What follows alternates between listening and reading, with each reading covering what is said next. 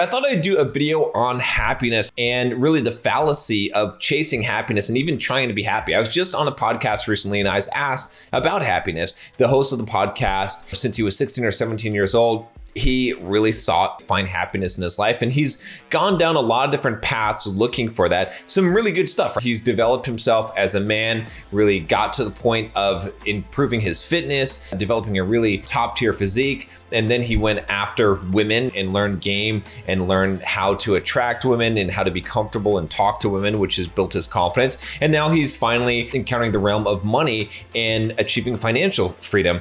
But along that path, he still hasn't quite found happiness. He's definitely become more happier in general. He doesn't have the sadness and discontent that he did in life, but he's still searching for this elusive happiness. So in this video, I want to break it down. I want to tell you some of the advice that I gave him and some of the things that aren't so obvious about happiness, some of the things that I've learned. So if you don't know my story, I actually retired at 33 years old. That was my goal in life, was to retire young so that I could become finally free in my life and I could basically play video games and not have to work. That was my dream. I really wanted to accomplish that. I worked really hard. So when I was younger, I started investing in real estate at a very young age. I bought my first property at 19 years old. And I didn't really know what I was doing at the time, but I didn't want to pay rent. And then later on, what ended up happening was I got this really good job as a software developer and I was making a ridiculous amount of money. And I remember running the math in my head, trying to figure out, so how long before I'm rich? And I figured if I'm making like $160,000 a year, and if I save $100,000 a year and after taxes and everything, then it would take me 10 years to have $1 million, but that's not even rich. That's not even wealthy. And inflation will make it worth less. I really had to figure out a different way to become financially free. And what I figured out from doing the research was that most of the wealthy people in the United States got wealthy from real estate. I read this really pivotal book for me called The Millionaire Real Estate Investor by Gary Keller, the founder of Keller Williams Realty. And it really made me realize the power of investing in real estate. So anyway, long story short, I invested in real estate. I started buying one property per year. I had this game plan and I got involved in business, started learning business, started building a brand, built my original company, Simple Programmer. I did a bunch of courses for this online developer learning company called Pluralsight that eventually went IPO. And I got a bunch of money from that. And then I invested it all into real estate. And by the time I hit 33, I was able to retire. I didn't have to work again in my life. I reached financial freedom. I moved to Hawaii, ended up being there for 2 months. But my whole idea was to sip Mai Tais on the beach and play video games. And I was more miserable, less happy than I'd ever been in my life, really the most depressed I'd ever been in my life up until that point. And the reason why was because I had lost the purpose, the mission in my life. And I thought that getting these things and accomplishing these things and having this goal that I accomplished would make me happy. What I found out was that it does not make you happy. In fact, it makes you depressed. In fact, the more momentous of a goal that you accomplish, that you achieve in life, the more of a cliff you're going to fall off into depression. And the reason for that is because when you have a goal, when you have this huge thing that you're driving forward, it is the meaning in life. It is giving you growth. It is the direction you're moving. And then when you accomplish it, all of a sudden, all the meaning, all the purpose in your life is gone in an instant and your life becomes meaningless. And so what I learned from that whole process was a couple of things, which one of them is how to set proper goals. At that point, like most people, I was setting goals based on what I would get. What I learned from that was that you should set goals based on who you will become. That is way more important than what you will get. And if you set goals based on who you'll become, you're going to be on this path of continual growth. The other thing I learned about this is that happiness is not the thing to chase. Now, it's really interesting about this because so many of us are chasing happiness, and the way that we're trying to become happy is that we are basically trying to gratify ourselves and seek pleasure. And conversely, if you do want to find happiness, things that are going to make you most happy, and again, I think chasing happiness is the wrong approach, it's the wrong idea, because happiness is just an emotion. You feel it sometimes, you don't feel it. You cannot be in an internal state of happiness. It doesn't happen. You can be in an internal state of fulfillment.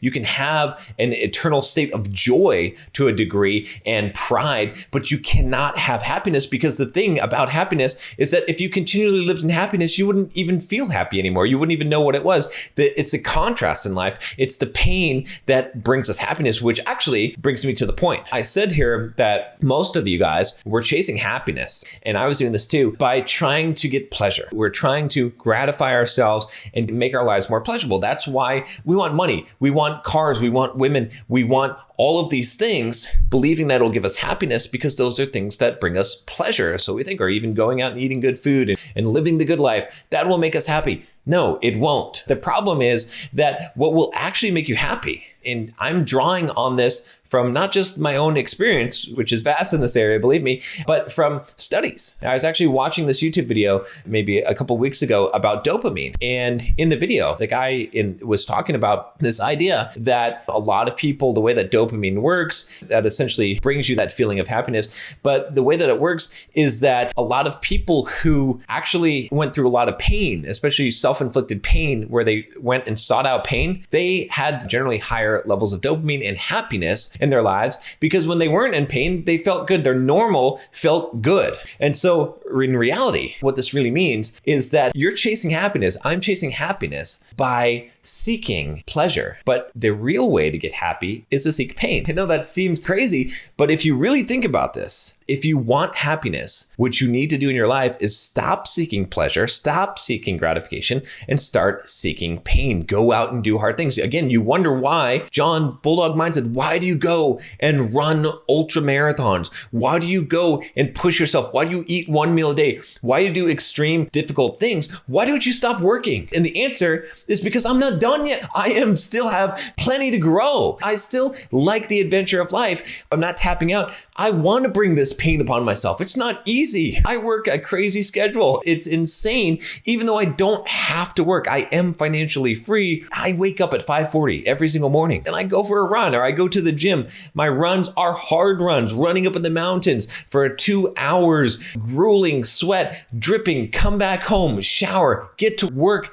8, 9, 10 hours in a day. Just insane work schedule and ethic. Now, I don't do that all the time, and I can take vacations and I can take trips and I can take time off, but that's my general schedule. I'm eating one meal a day. I'm working my body. I'm disciplining myself. And the reason why I'm bringing all that pain upon myself is for my growth. And it actually makes me the most content and most happy in life. And I'll give you a good example from this last week. I went and I ran 3 hours in the mountains. So I ran up 3,000 feet over that 3-hour time frame. It was about 14 miles that I ran on the mountains. It was tough. I get back home, I lay on the floor. It feels so good. I'm happy. I'm filled with endorphins just laying on the floor. I'm not sitting in a comfortable seat. I'm not eating a steak. I'm not getting laid or sitting in the shower and having the water rain over me. It feels good, man. The whole point of this, you have to understand, is that you're doing the wrong thing. This is why you're unhappy. This is why you are beating yourself up. This is why you're procrastinating. This is why you're addicted to the P word on the internet and you're watching that and you're jerking off, is because you think that going after pleasure is going to bring you happiness, and it only brings you guilt and dissatisfaction in your life and boredom and lack of motivation. What is going to bring you happiness is pain.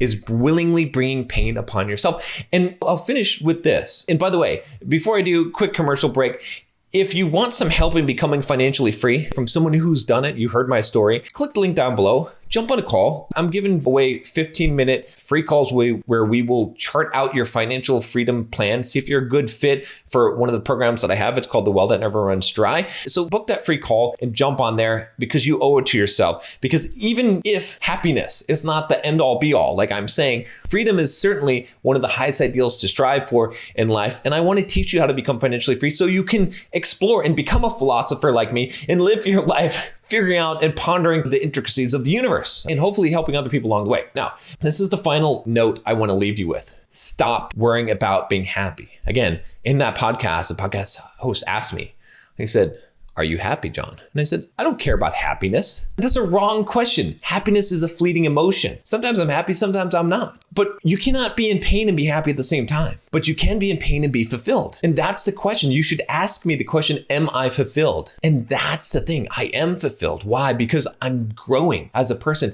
because I'm making a difference, because my life has meaning. I've created the meaning in my life, but it has meaning because it has purpose, because I have a drive, because I'm going after something. I'm developing myself. I'm building myself every day. And some days I probably have more happiness than most people, because I have less negative emotion, because I've worked on myself, because I've gone through the pain, because I appreciate not being in pain. But when I'm out there on the mountain, could you say that I'm happy? I'm blissful. I'm full of joy, but I'm in a lot of pain. I'm not happy. But because I brought that pain upon myself, I know that I will be more happy and I will be more fulfilled in life. And see, if you're not doing hard things, if you're not pushing yourself, if you're not willingly seeking the pain and the growth in your life, then you're not going to be happy and you're just seeking the wrong thing anyway. You're going to be depressed. So stop seeking happiness, stop seeking gratification, stop seeking pleasure. It doesn't mean that you can't enjoy or have those things, but seek growth, seek development, and go and find your pain. Now, if you're a total masochist and you really want some more videos on pain,